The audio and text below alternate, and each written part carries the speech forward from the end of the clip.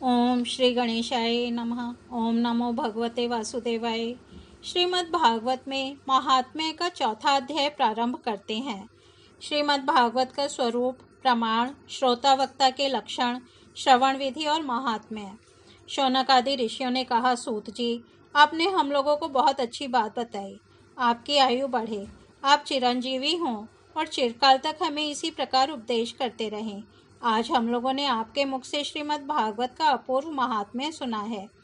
सूत जी, अब इस समय आप हमें यह बताइए कि श्रीमद् भागवत का स्वरूप क्या है, उसका प्रमाण, उसकी श्लोक संख्या कितनी है, किस विधि से उसका श्रवण करना चाहिए तथा श्रीमद् भागवत के वक्ता और श्रोता के क्या लक्षण हैं। अभिप्राय यह है कि उसके वक्ता और श्रोता कैसे होने चाहिए। सूत जी कहते हैं, ऋषिगण, श्रीमद् भागवत और श्री भगवान का स्वरूप सदा एक ही है और वह है सच्चिदानंदमय।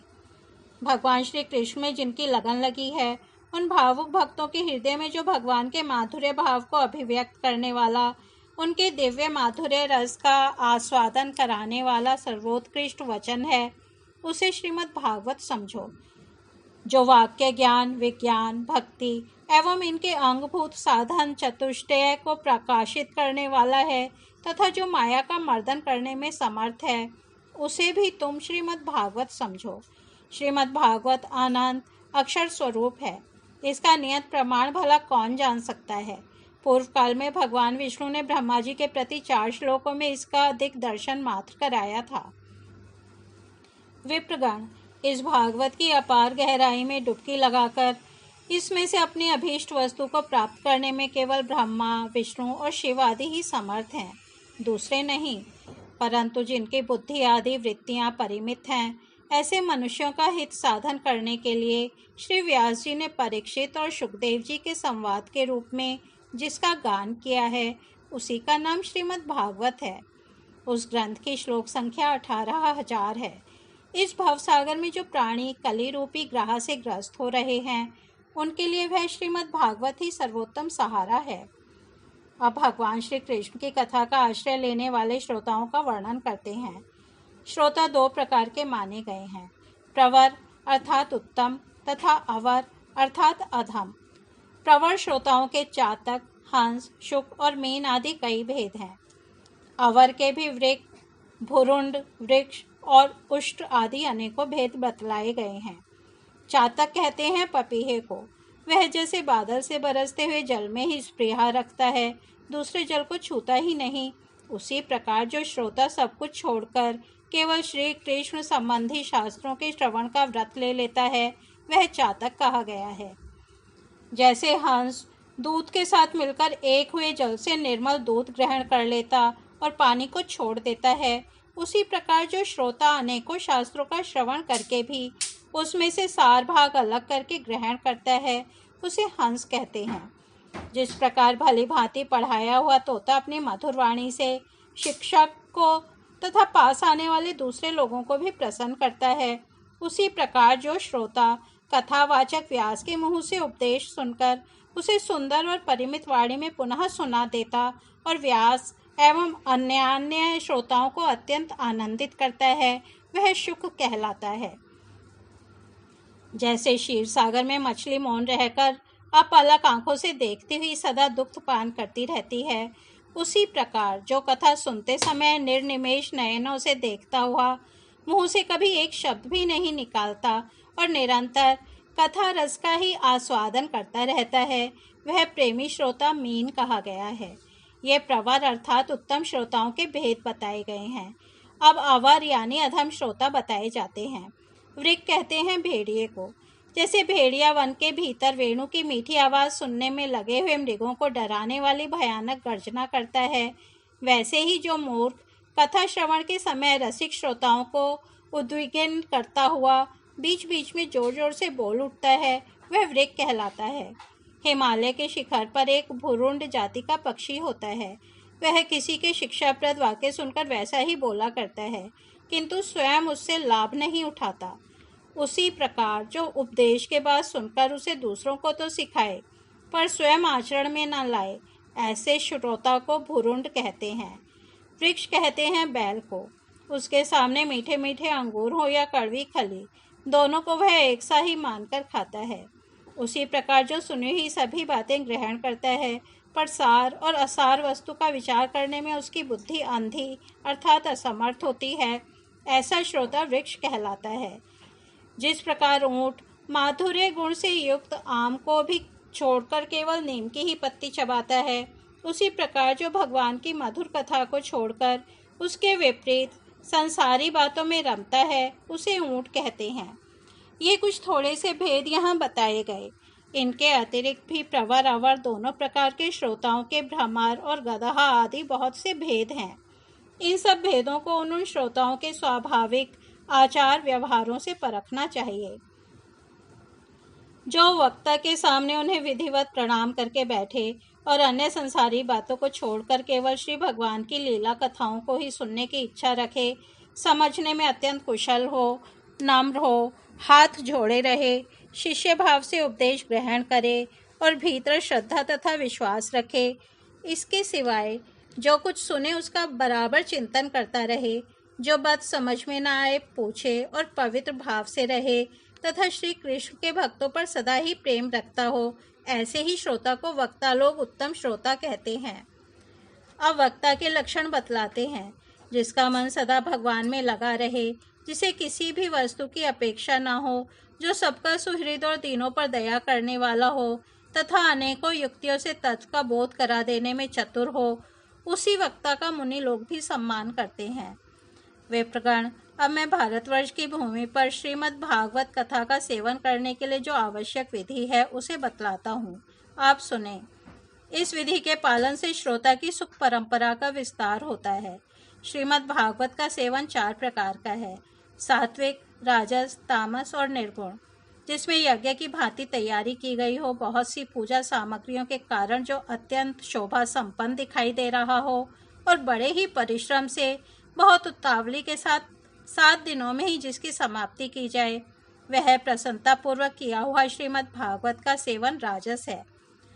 1 या 2 महीने में धीरे धीरे कथा के रस का आस्वादन करते हुए बिना परिश्रम के जो श्रवण होता है, वह पूर्ण आनंद को बढ़ाने वाला सात्विक सेवन कहलाता है।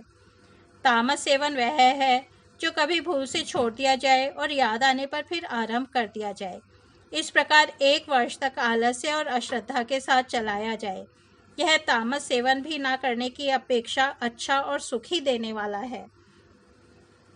जब वर्ष, महीना और दिनों के नियम का आग्रह छोड़कर सदा ही प्रेम और भक्ति के साथ श्रवण किया जाए, तब वह सेवन निर्गुण माना गया है।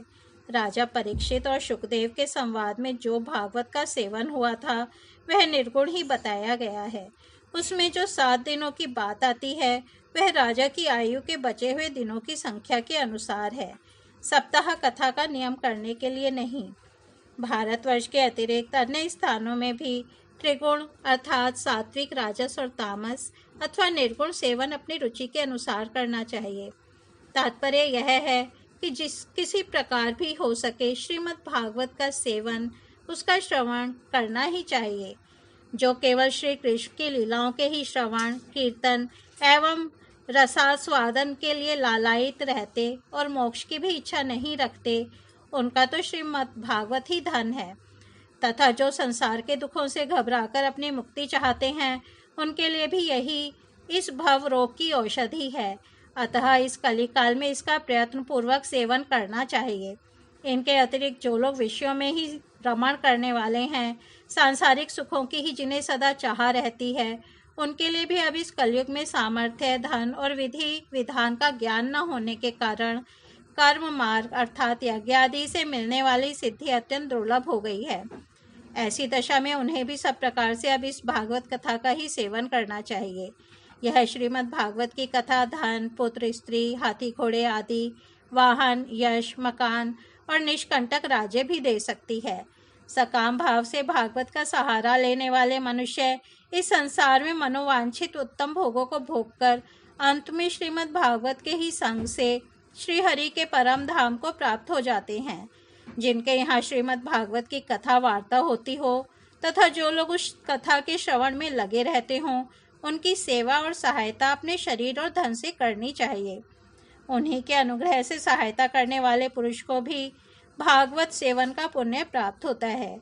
कामना दो वस्तुओं की होती है, श्री कृष्ण की और धन की। श्री कृष्ण के सिवा जो कुछ भी चाहा जाए यह सब धन के अंतर्गत है, उसकी धन संज्ञा है। श्रोता और वक्ता भी दो प्रकार के माने गए हैं, एक श्री कृष्ण को चाहने वाले और दूसरे धन को। जैसा वक्ता वैसा ही श्रोता भी हो तो वहाँ कथा में रस मिलता है, अतः सुख की वृद्धि होती है। यदि दोनों विपरीत विचार के हों तो रसाभास हो जाता है, अतः फल की हानि होती है। किंतु जो श्री कृष्ण को चाहने वाले वक्ता और श्रोता हैं, उन्हें विलंब होने पर भी सिद्धि अवश्य मिलती है, पर धनार्थी को तो तभी सिद्धि मिलती है जब उनके अनुष्ठान का विधि विधान पूरा उतर जाए। श्री कृष्ण की चाह रखने वाला सर्वथा गुणहीन हो और उसकी विधि में कुछ कमी रह जाए तो भी यदि उसके हृदय में प्रेम है तो वही उसके लिए सर्वोत्तम विधि है। सकाम पुरुष को कथा की समाप्ति के दिन तक स्वयं सावधानी के साथ सभी विधियों का पालन करना चाहिए।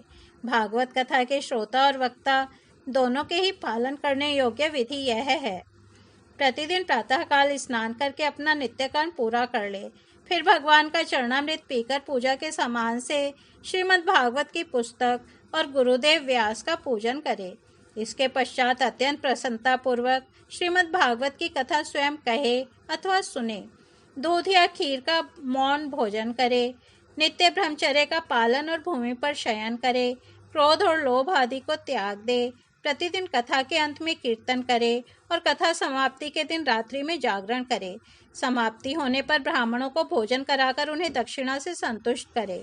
कथावाचक गुरु को वस्त्र आभूषण आदि देकर गौ भी अर्पण करे। इस प्रकार विधि विधान पूर्ण करने पर मनुष्य को स्त्री, घर, पुत्र, राज्य और धन आदि जो जो उसे अभीष्ट होता है वह सब मनोवांछित फल प्राप्त होता है। परंतु सकाम भाव बहुत बड़ी विडंबना है, वह श्रीमद् भागवत की कथा में शोभा नहीं देता।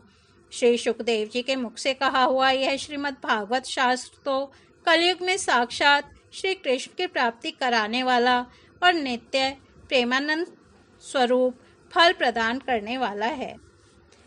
इस तरह से श्रीमद् भागवत महात्म्य समाप्त होता है और श्रीमद् भागवत महापुराण का यह अंतिम अध्याय था और श्रीमद् भागवत कथा इस तरह से संपूर्ण होती है। हरि ओम तत्सत।